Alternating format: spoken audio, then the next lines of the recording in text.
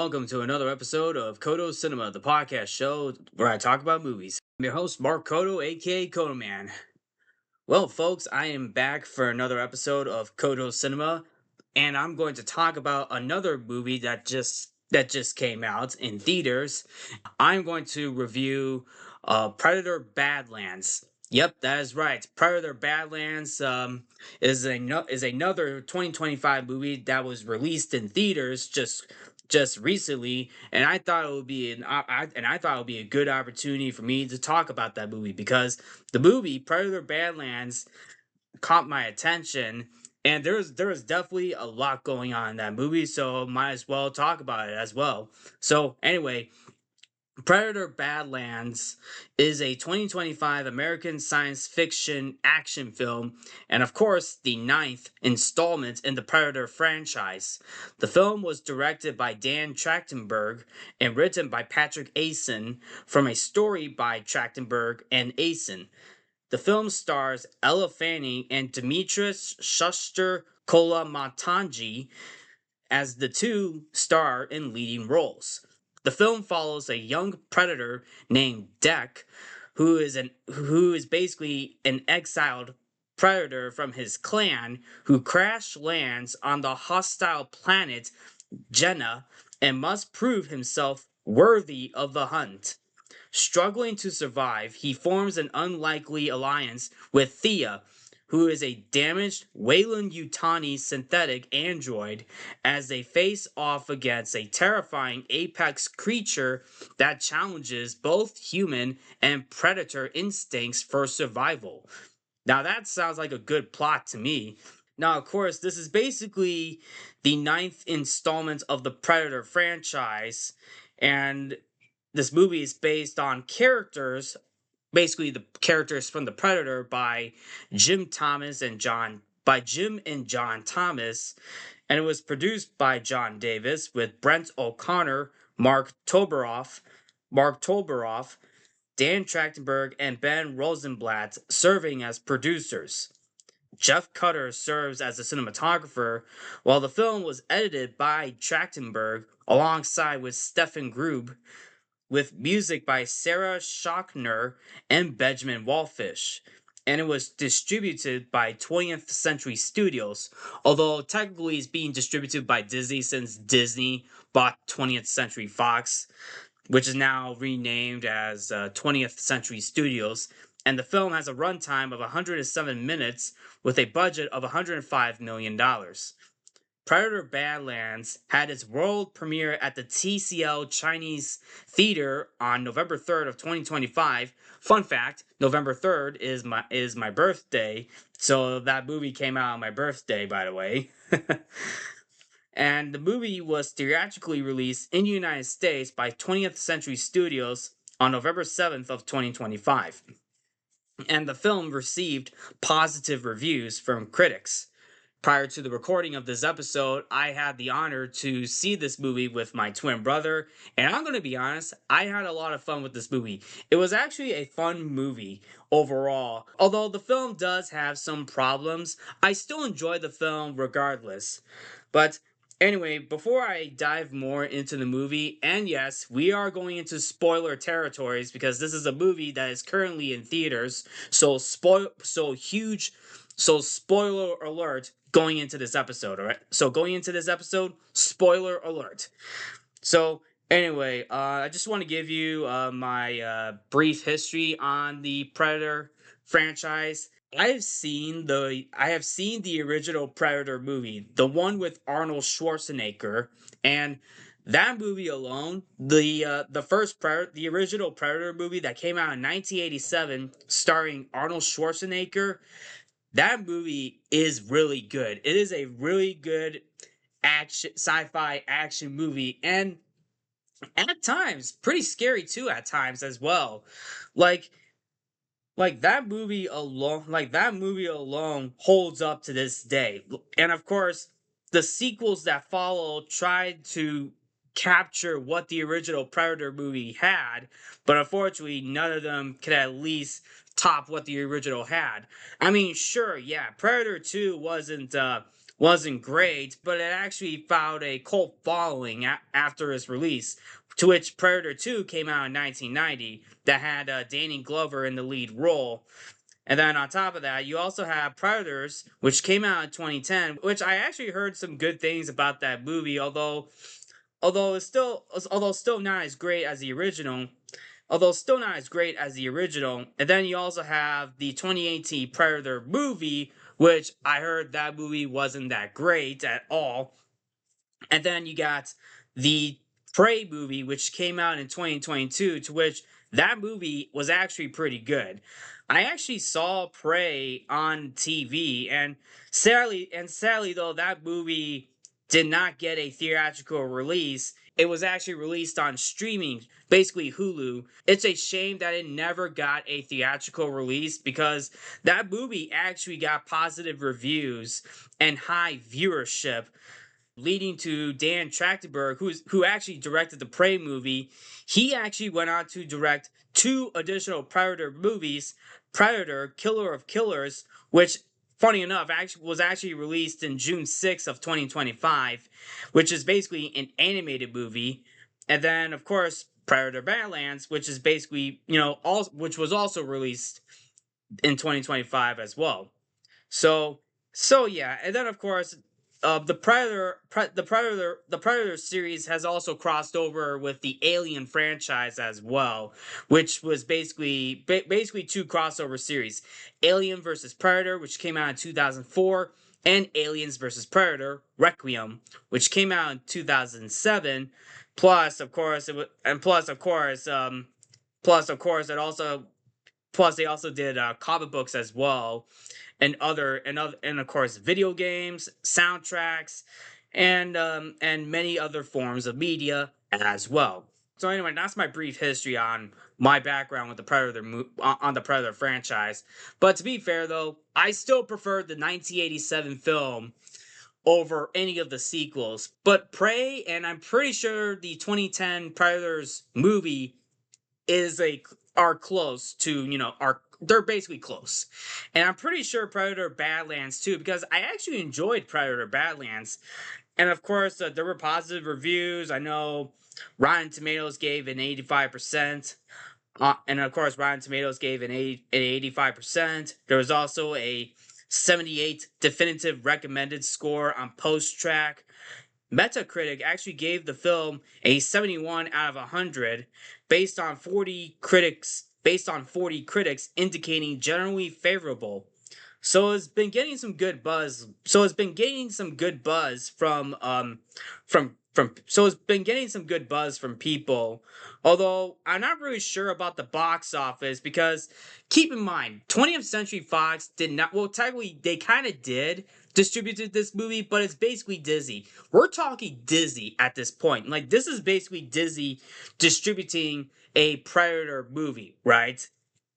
And the Walt Disney Company has been the Walt Disney Company has been having their fair share of ups and downs lately. Like, just recently, Tron Ares didn't do well at the box office. Like Tron Ares, for example, didn't do well at the box office, and the same can be said with some of their movies from the Marvel Cinematic Universe. Like Captain America: Brave New World didn't do too well at the box office. Same with Thunderbolts, and I'm pretty sure Fantastic Four: The First Steps. To which I actually saw all three of those movies. I've already did my review on Captain America: Brave New World. So if anybody wants to check out my review on Captain America: Brave New World after this episode, go ahead. But anyway, also but also their live action remake of the live act and of course the live action remake of Snow White, which actually, obviously enough, that was a big box office bomb that they actually had. Basically, Snow Brown and the seven CGI hobos, so to say. Yeah, that movie, that one I'm talking about, the one with Rachel Zegler. Yeah, that one bombed pretty hard. But of course, a couple of their movies also did pretty well at the box office, like Freakier Friday, and then of course the live action remake of Lilo and Stitch. Those two movies did pretty well at the box office. Now, and of course, And of course, they also got Zootopia coming out on Thanksgiving. And of course, they also got Zootopia coming out on Thanksgiving. So we'll see how that movie turns out. Maybe that movie might make money. Who knows? I mean, the Zootopia movie looks promising. But of course, going back to Predator Badlands. Now, as I mentioned, I thought the film was a lot of fun, even though that film's got some problems. But I don't know about the box office. Now, currently, it has made about $80 million so far on a budget of 105 million. So that begs the question: Will this movie make money, or is it going to be another box office bomb for Disney? Who knows? I'm not really sure, but we'll find out in the upcoming weeks. But but but regardless of that, I might as well talk about this movie. So anyway, just to move forward, I thought I'd go into the production of this movie as well. So so it's basically so back in February of 2024, it was revealed that a standalone film in the Predators fan. So basically, it was announced in February 2024 that a standalone film of the Predator franchise will be titled Badlands, and it was actually in development with Dan Trachtenberg, who, as I mentioned, directed Prey and Predator Killer of Killers. So, on top of that, Dan Trachtenberg cited stylistic and thematical influences from the works of Frank Frazetta and Terrence Malick.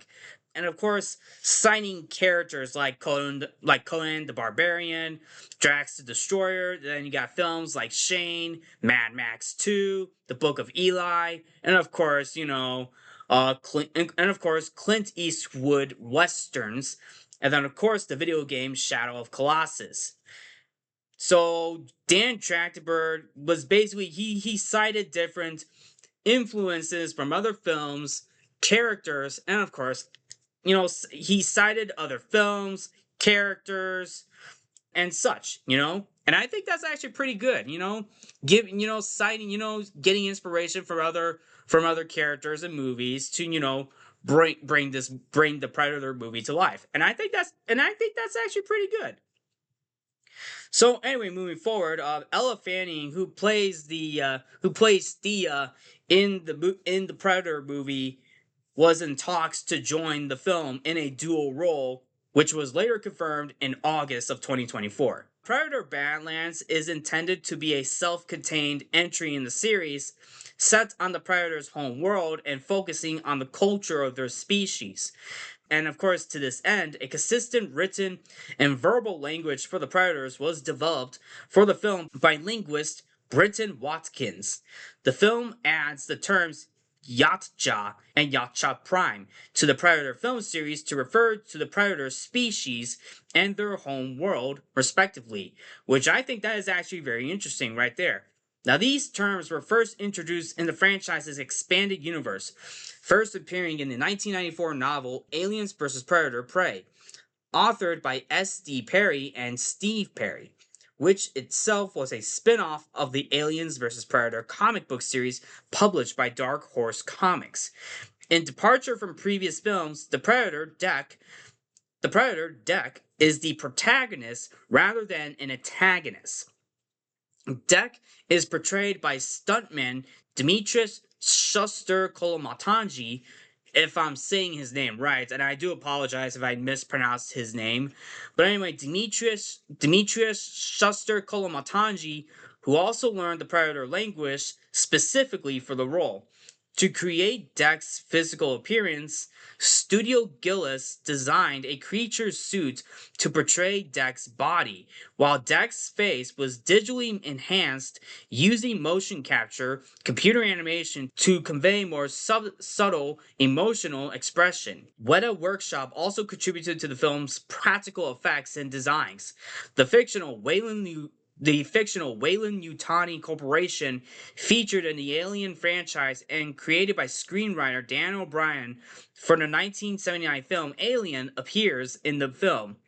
Now, of course, to anybody's knowledge, Wayland Yutani played a huge role in the Alien franchise, most notably in Aliens, which was directed by James Cameron. And I'm pretty sure there is going to be a hint of a possible crossover between Alien and Predator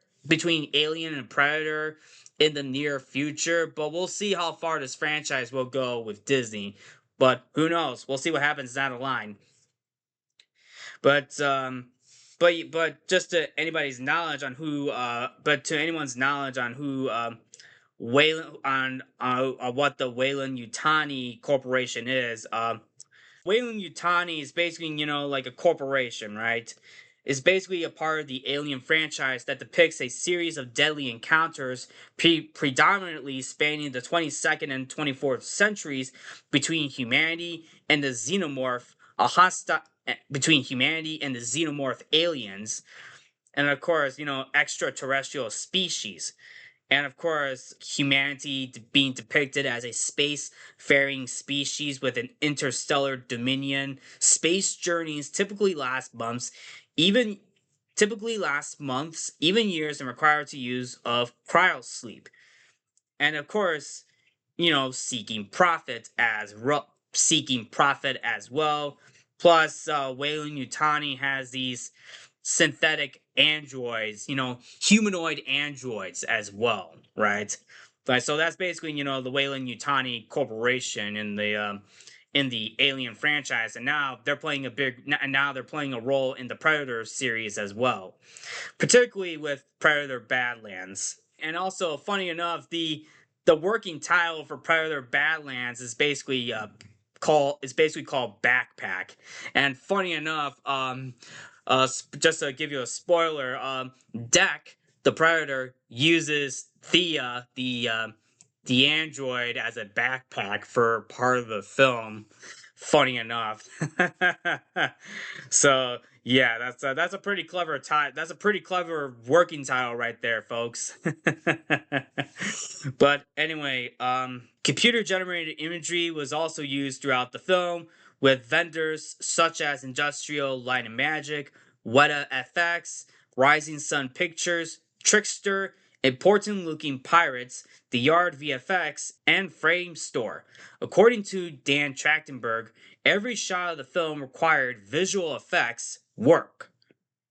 So there you have it. So that's the whole production of this movie. So now, wow, man, it's might as well dive into the movie. Might as well go into the Badlands of Predator Badlands. And once more, spoiler alert.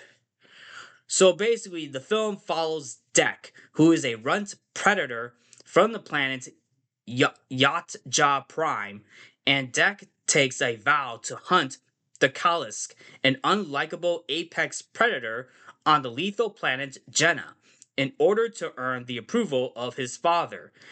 Before he can leave, his father orders Deck's brother Kui to kill him, deeming him too weak to survive. Kui defies the order and remotely activates his transport ship to take Deck to Jenna. Deck is forced to watch helplessly as his father executes Kui. Or is it Quay? I think it's Quay. Is it Kui or Quay? I don't know. I don't remember how the name was pronounced, but I think it's probably Quay. But anyway, upon crash landing on Jenna, Deck faces numerous environmental dangers from both flora and fauna. He reluctantly allies with Thea, a damaged Wayland Yutani Corporation synthetic or android whose team was destroyed while attempting to capture the Kalisk. Thea offers help. Thea offers to help Deck track the Kalisk in exchange for reuniting her with her severed legs. Yes, basically Thea lost her legs. And of course, throughout the film, Deck uses Thea as a backpack. Or should I say, tool, right? Because throughout the movie, Deck calls Thea a tool, right? tool, basically like tools, like tools are used to build things. Yeah, basically, I guess Thea is basically that's basically how Thea is like throughout the film. Maybe not like a tool to fix, maybe not like a tool to fix things, but as an insult, because Deck throughout this movie calls Thea a tool, basically using that as an insult. But I do find it funny how Deck calls her a tool. But at the same time, the comedy throughout this movie, and I'll get to more of that later on after I break down this movie. The comedy in this movie, it feels very forced, come to think of it. And that's basically from the character of Thea, by the way. So, yeah. So later on, Thea and Deck are joined by a narrative creature which Thea names Bud, which marks Deck as clan with his spit. Meanwhile, Thea's synthetic sister Tessa is reactivated and begins tracking Deck's group. And this is basically where the Wayland this is basically we're also being introduced to the Wayland Yutani Corporation in this movie. Now, going off topic for a sec, I think the Wayland Yutani Corporation, I think they were also introduced in Alien Romulus, if I'm not mistaken. I mean, I think that was a thing in Alien Romulus. I mean, I don't know. I haven't seen Alien Romulus. I only saw bits and pieces of that movie, particularly the ending, but I think Wayland Yutani plays a role in Alien Romulus. And to anybody who is listening, put in the comments section if Wayland Yutani played a role in Alien Romulus. I mean, I just wanted to be sure if they did. But anyway, going back to the movie, after discovering the remains of her team, Thea contacts Wayland Yutani and attempts to repair herself. The Kalisk confronts Deck, and though he manages to sever its head, the creature regenerates and defeats him. However, it spares his life after detecting Bud's scent. The Wayland Yutani team arrives, captures Deck and the Kalisk, and holds them for study. Tessa begins experimenting on Deck, but Thea intervenes and Tessa deems her weak because of her emotions. And yes, this is also a thing in this movie. The emotions do play a role in this movie as well, because the Predator sees emotions as weakness, right? Having emotions as feelings, right? That's what Deck sees throughout the movie. Like, he sees emotions as weakness, and of course that's basically a thing in his clan, in his Predator clan on his home planet, right? Now, of course, going back to the movie, Thea's slated for deactivation by Tessa, and Tessa is also being played by Ella Fanning, by the way, and Ella Fanning is playing a dual role, Thea and Tessa. So Thea, slated for deactivation by Tessa, helps Deck escape through an obvious green screen, and Deck realizes that Bud is the Kalisk's child and decides to rescue both Thea and the captured Kalisk. Lacking his Yachtja weapons, Deck uses the ecological resources of Jenna to create organic weapons. He and Bud attack the Wayland Yutani base, destroying many synthetic robots, or androids, I should say. Deck helps the Kalisk escape, and it destroys much of the facility. Tessa, now in the mechanical power loader mech, which is basically one of the power mechs from the second Alien movie titled Aliens, which is basically when Sigourney Weaver's character is basically using it to fight the alien queen. Yeah, that one. But it was being operated by Tessa, which is, I'll be honest, I was on the edge of my seat on that one. That was a awesome fight between that and the Predator. Oh my goodness, that was a fun fight. So that mechanical power loader mech and is being armed with Deck's Yachtja laser weapon kills the Kalisk, but is ultimately destroyed by Deck and Bud when she attempts to kill Thea. Sometime later, Deck returns to Yatja Prime with an older Bud, Thea, as well as Tessa's skull as a trophy. He demands a cloaking device as a reward from his father, but when denied, Deck avenges Quay by disarming and restraining his father in the same way he did to Quay before Bud bites off his head. Immediately thereafter, a large spaceship which Deck states carries his mother arrives as he draws his sword and prepares for a confrontation. And that's basically it. That is the breakdown of this movie. Now, of course, when I saw this movie in theaters with my twin brother, as I mentioned, I had a lot of fun. I want to share the stuff that I like throughout this movie. Now, throughout this movie is basically a buddy film, right? You know, partnering up with a buddy, right? And that's something that I actually enjoyed throughout this movie. Like, Deck partners up with Thea, right? Who's basically the synthetic android from Wayland Yutani, and I thought their team up was pretty good. I enjoyed their team up. Although I will get to my negatives pretty soon, but Thea was annoying throughout a good portion of the movie, but she still serves a purpose throughout the movie. It's just the fact that she was annoying throughout most of the movie up until the end when she decides to team up with the Predator to fight in the final battle. If you know what I'm saying, right? And then of course you got the Bud, who's basically, spoiler alert, the young Kalisk, who's basically the Kalisk's daughter. I think Bud is a girl in this movie, I believe.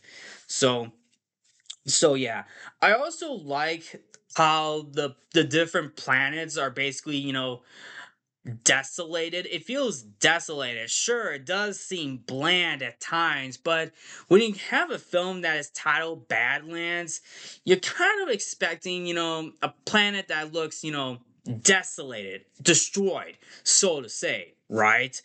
Which kind of resembles, the Predator's planet where his brother, and his father lived on, and then of course you got the planet Jenna, which is a different type of planet. Now, of course, that planet, as bland as that planet is, it does have a nature like feel to it. Like it feels like you're out in nature, right? Which I thought was pretty clever. As a Deck is experiencing a new planet that has more of an ecological setting, right? Which I thought that was pretty clever. I especially like how some like the trees are basically, creatures, right? They're basically, their roots basically attack the predator, right? The roots are basically, they're basically extraterrestrial threats at times, right? Even the white grass in the middle of the field, they're basically shards of glass, right? I thought that was pretty clever, and that was during the fight when that was during when Dak had to fight that bison, and man, I gotta be honest, that was like going through that field of shards while fighting that bison. Although the bison does come back into the forest for the rest of the fight, like that was intense. I'm not gonna lie. But other than that, I thought that was pretty cool. I thought the planets themselves, I thought they were okay. I mean, sure, they're not memorable planets, but I thought they were fine. I thought it fit the whole Badlands title pretty well. Oh, and speaking of title, I do like how the title Predator Badlands pop up with the 20th Century Studios title on top. It says 20th Century Studios presents Predator Badlands, and then of course you have the Roman numerals of 2025. I thought that was a nice touch. That literally came out a few seconds right after the Deck landed on Jenna, right? It was like a few seconds, and then boom, we cut to Deck exploring the new planet, right? But anyway, I do like the opening. Like the opening felt like the opening for this movie. It felt like 15 or 20 minutes, right? Like this was before we got the title reveal, and this is basically the Predator Deck fighting with his brother, right? His brother in this movie gets killed off by his father, right? And I actually like the brother bond between both between the two predators, right? Like his brother literally, he always looks after his brother Deck, right? Even though he's young, even though he may seem weak, he still stands by with his brother. He likes his brother. He's a big like the predator's brother Kui is a good brother to Deck. And of course, once he realizes that his father was going to kill Deck because he was being weak, Clee sacrifices himself to defend his brother Deck, which I thought that was pretty good. Which I thought was a good character moment between the two brothers, right? Sadly though, we don't see the father throughout the rest of the movie up until the end, to which I will get to more of that later on. But Anyway, another thing that I like about this movie is the Weyland Yutani Corporation. I thought they used the Weyland Yutani Corporation pretty good for this story. Like, despite being more known to the Alien franchise, having that as part of the Predator franchise, I thought that was pretty clever. Try something. Trying to connect, right? And hinting at a possible Alien versus Predator crossover, which could be a possibility in the future, right?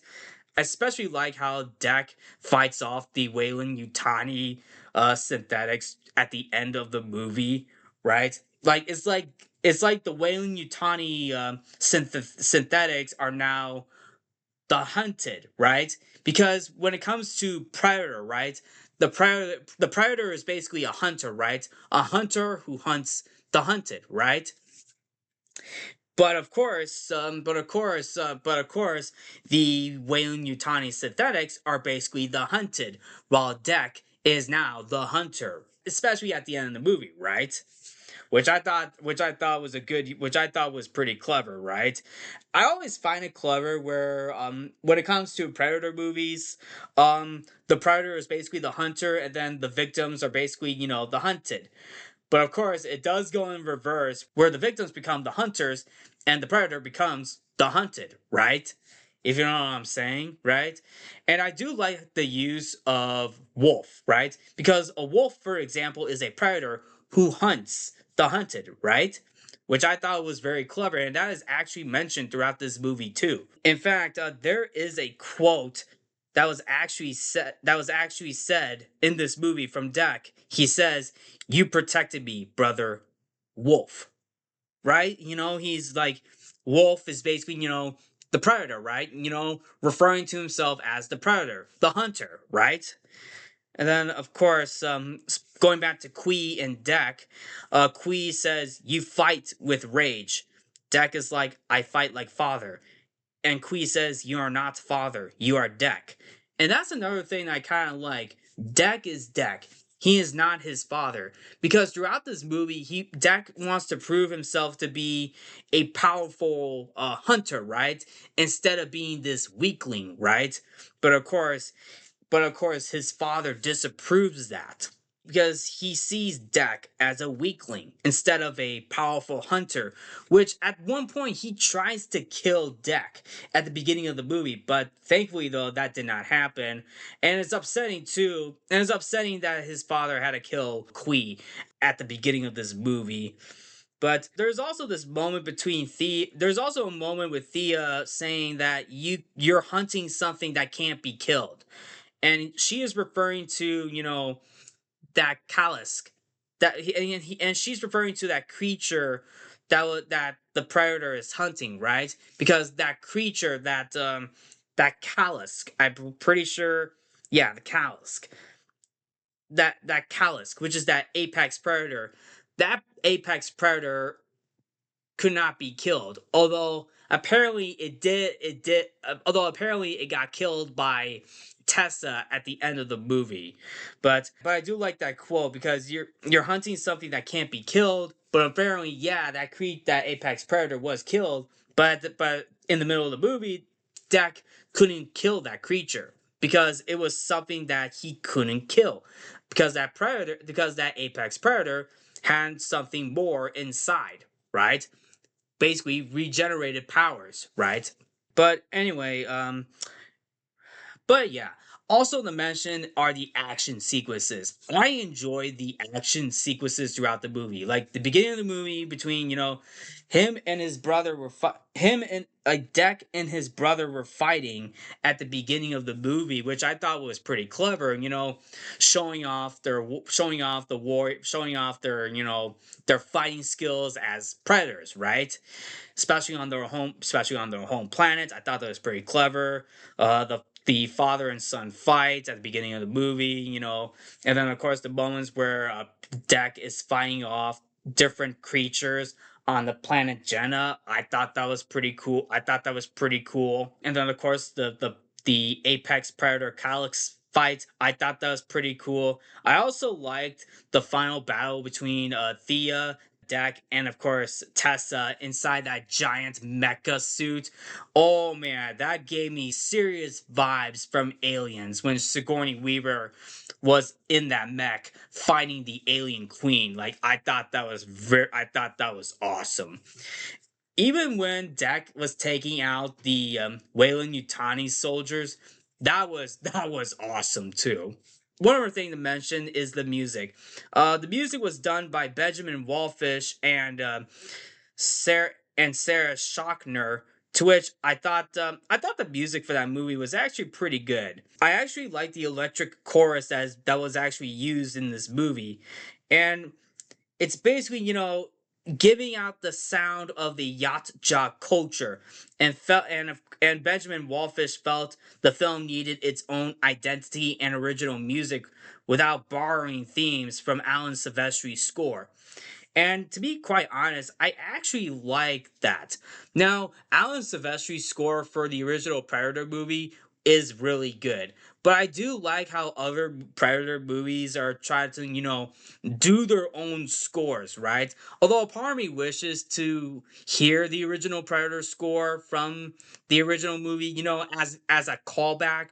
But I do like how Predator Badlands do their own music, right? So I do like how they didn't repeat the same music, but you know Benjamin Wallfish and Sarah Schachner, creating a special sound for the yacht jock culture, giving it its own identity and original music. I thought that was pretty clever. It's basically electric, right? It's electric music being played throughout this movie, right?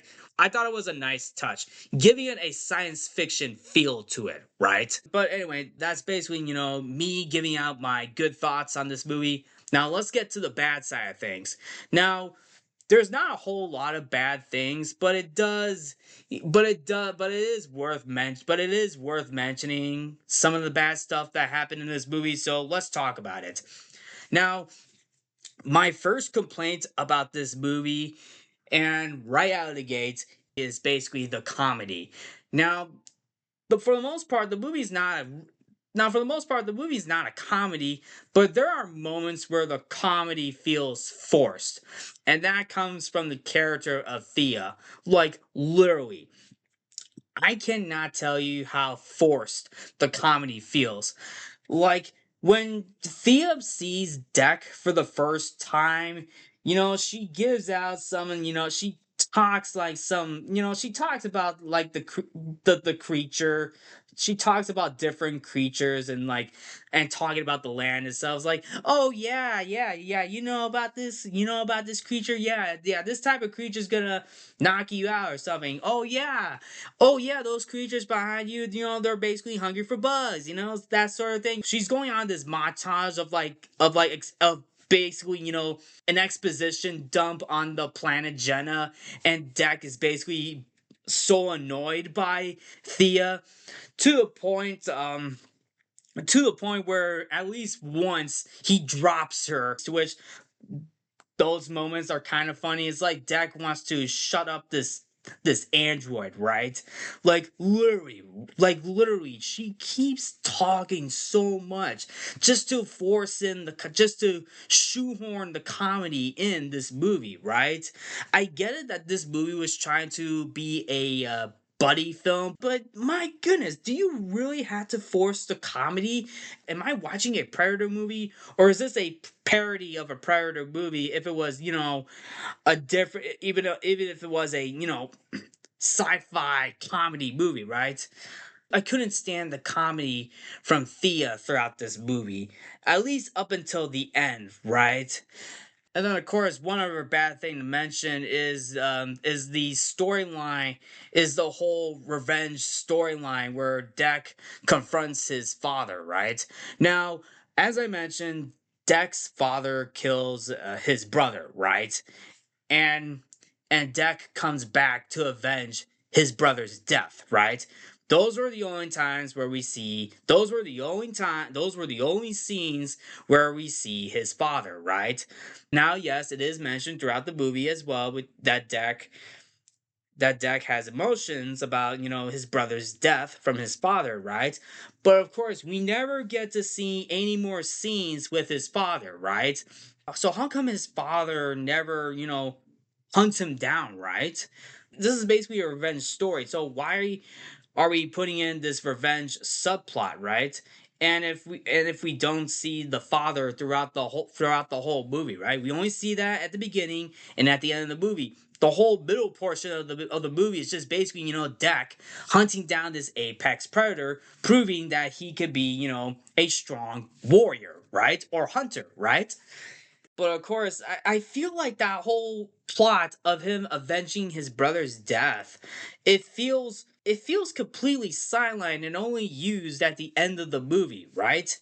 And then on top of that, we don't see any more predator creatures, right? Like we only see them at the end of the movie. And my whole thing on that part was like, where were the other predator creatures, right? The whole Yacha clan. Where were those guys?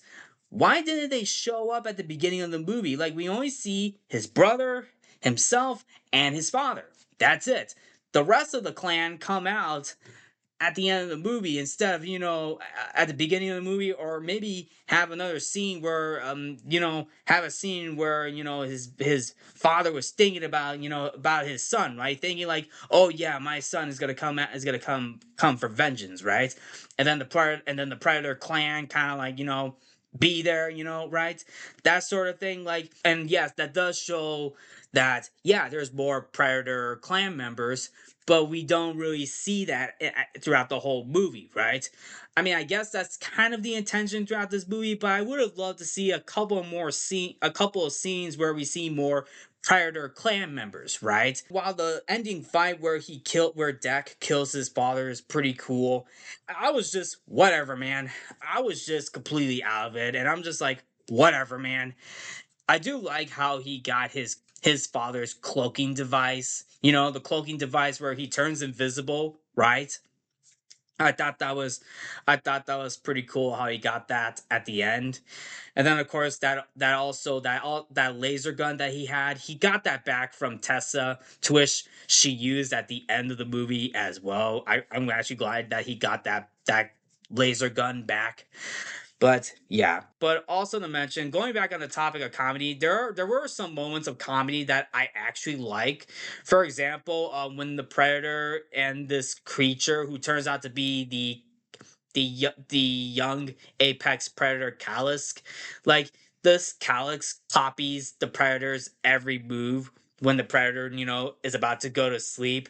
I thought that part was pretty fun. I thought that part was pretty funny. Plus, I also find it funny how Thea loses her legs a second time. Like, at one point, she repairs her legs on her upper body, but apparently she loses them again after this apex predator attack.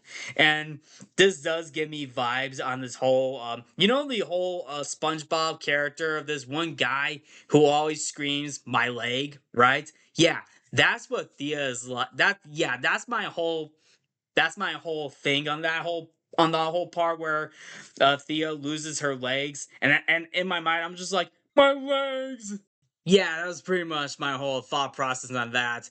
But it is revealed but it is revealed that she lost her legs after an attack on this planet. So that's probably when after a creature attack on this planet. So that's probably the reason why she lost her legs throughout this movie. Also to mention too that there is this bit where Thea and Tessa were, basically being sisters, right? But apparently that's basically being thrown out of the equation as well. And then we do get a cringy green screen moment where Deck leaves the Weyland Yutani ship and basically falling down this waterfall. Right now, that part when he escapes, it's an obvious green screen, right? And of course, I'm just like, yeah, that's a green screen. So yeah, I mean, obviously, visual effects, right? But yeah, that was an obvious green screen. Now, also to mention this too.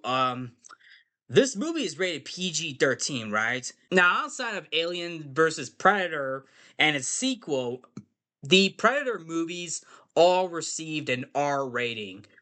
Predator Badlands is the first Predator movie to receive a PG-13 rating. Now, a part of me was disappointed that this movie is not R rated, but come to think of it, this movie doesn't have any humans, right? They're basically creatures and synthetic androids from Weyland Yutani, right? And the Weyland Yutani, they don't have like body organs. They're basically, robots, right? And their blood is just basically white blood, I guess. It's not red blood, it's basically white blood, and that's something and that's something that happened to the anti-droid Bishop in the second Alien movie, right, where he gets torn in half by the alien queen, right? And then of course the head decapitation of the other anti-droid in the first Alien movie as well. Now, of course, the movie is still violent on its own level and does get gory at times. I think the I thought the PG-13 rating was okay. Come to think of it, I mean, at first I was disappointed with it, but at the same time, but of course, going into this movie, I thought the PG-13 rating works pretty well, even without the human aspects, right? And of course, a couple other things to mention. Now, I don't know if this is an actual thing, but I was kind of split on the Predator talking. Now, I'm pretty sure a lot of people are going to be asking me, Coda Man, what are you talking about? The Predator does have lines. Now, yes, that is absolutely true because in the original Predator movie, the Predator has a couple of lines of dialogue, right? Like at the end of the first movie, for example, when the Predator gets killed off by Dutch asks the Predator, "What the hell are you?" And the Predator replies, "What the hell are you?" Kind of mimicking what Dutch said at the end of that first movie, right? And then of course he blows himself up, laughing maniacally, right? Dude, the Predator blowing himself up while laughing maniacally, that was really scary right there. Yeah, you better run, Arnold. But also, of course, and then of course the Predator sequel, when um when he confronts Danny Glover's character, um Danny Glover, and of course Arnold also said this too. The two characters called the Predator one ugly mother, and then there's an F-bomb to it, right? But in the second movie, the Predator concludes that one ugly mother F-bomb line, and that's what the Predator tells Danny Glover, right? In the second movie, right? Now, I haven't seen the other Predator sequels. I mean, I have seen Prey, but I don't remember if the Predator actually talked in that movie. But yeah, so basically you can definitely pinpoint that the Predator has lines, but they're pretty minimum, right? Now, of course, I'm like, How come the Predator talks in this movie? I don't understand. But of course, it's in a different language, right? Which I thought was pretty clever, giving the whole Yatja culture, language, right? Giving its own identity, which I thought that was pretty clever. But I didn't think the Predator would be talking a lot in this movie, right? I always thought the Predator was a silent character with very minimum dialogue, but I was okay with the Predator talking in his own native language, right? I thought that was fine. But I guess you could say in the Predator world, I guess the Predator do have lines of dialogue, but I only remember them very minimally, basically from the first and second movie. Like I gotta watch the other movies too. I need to watch the other movies, but I also gotta watch the first one again, right? So I gotta watch the whole Predator franchise just to understand the whole dialogue of the Predator. But yeah, I was pretty split on this, but come to think of it, I was okay with it. Now, one other thing to mention too is that the Predator does have, I do kind of like how, the Predator is showing, emotions, right? Feelings, right? But I feel like this movie kind of focuses on feelings too much, right? Let's be honest, this is the Predator we're talking about, right? Why are we talking about why are we talking about Deck having feelings when we are basically having a movie where he basically, he's on a mission to hunt down this creature to get a trophy and prove that he is the best hunter, right? Or the strongest hunter, right? Why are we talking about feelings? Now, a part of me thinks that's okay, but why do we need to have that in a movie? I thought it was fine. Now, that does add now to be fair, that does add a bit of a layer to his character, right? But but is it really necessary for the Predator in a franchise called the Predator? I mean, call me crazy, but I don't think so. But if you guys have different opinions on that, feel free to let me know. I mean, put that in the comment section down below if you think the Predator, if you think the Predator is allowed to have feelings, right? Because I see the Predator as mostly, an aggressive hunter, right? I mean, which is basically the whole point of his character, right? I mean, sure, yeah, he gets hurt, he bleeds green blood. He laughs maniacally. He screams, shrieks, right? You know what I'm saying? Right? I mean, I kind of find. I mean, it is okay for the Predator to have feelings, especially when it comes to his brother being killed off, right? Yeah, his brother was killed off, so I can understand the feelings of that. But at the same time, did we really need that? But apparently, it seems as though Disney wanted to put that in, right? I guess they kind of did that, but if you do have, but to anybody who's listening, if you have a different opinion on that, please let me know. All right, I'm just throwing it out there. Now, one last thing to mention before I close out this episode is the Predator design. Now, of course, this design for the Predator design is supposed to represent a much to is this the design for the Predator is supposed to represent a young predator, because Deck is a young predator, right? So I can understand a so I can see a young predator being put into the mix, which I thought is really clever, but I'm gonna have to be honest, I didn't like the design for the Predator as much. Like the Predator, for example, he is tall, bipedal humanoid alien with reptilian skin clawed hands and a large, distinct head, right?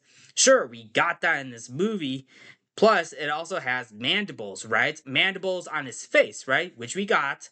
But on top of that, the design for the Predator, I'm gonna be honest, it feels too rubbery in my opinion. Like, if you look up pictures of the Predator design for this movie, you can tell right away that the face looks pretty rubbery, and I'm pretty sure there's a mix of CGI to it as well, right?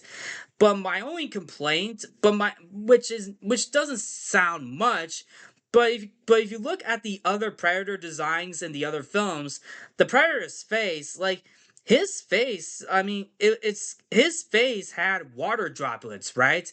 And of course, this is me referring to the first Predator movie, right, where the original Predator had water droplets coming down his face prior to prior to hunting down his victims, right? And of course, other creatures, right? He kills his victims and creatures and gets their skulls and keeps them as trophies, right? But of course, this movie kind of lacks what the original Predator had. But of course, as I mentioned, we are talking about a young Predator, right? This is a younger Predator, so I can understand, a different change, right? I can understand a different change to, feature a young Predator, but couldn't they at least try to represent what the original Predator looked like in the original Predator movie? At the very least, try to do that. I'll give them props for giving the Predator a much more younger design, but I had to be honest, the one thing I did not like about the Predator design, at least for this movie, is the hair design. My goodness, like, oh my goodness. Now I'm pretty sure I'm probably gonna get a lot of flack on this one, but bear with me. The hair design is not that great. I'm sorry. Like, I look at the original Predator, and his hair or dreadlocks are basically, they're basically all around his head. And what we get is basically a shave line on the side of his head, right? And and for some parts of the movie, we get a ponytail as well. Like, the Predator has an actual ponytail on the back of his head. I was not impressed with the dreadlocks being turned into a ponytail like hair, right? Like, why couldn't they put the dreadlocks on the side of his head, kind of resembling the 1987 film, right? Why couldn't they do that? I understand you want to make a younger Predator, but at least try to resemble what the original Predator had, right? But yeah, I did not like the hair design. The shave line on the side of his head was not that great, and you definitely see. And for some shots, it's basically a ponytail, right? He's got a literal ponytail on the back of his head, right? But that's my opinion on that. But hey, if you guys like the design of this Predator, that's fine. To me, I thought it was okay, but I did not like the hair.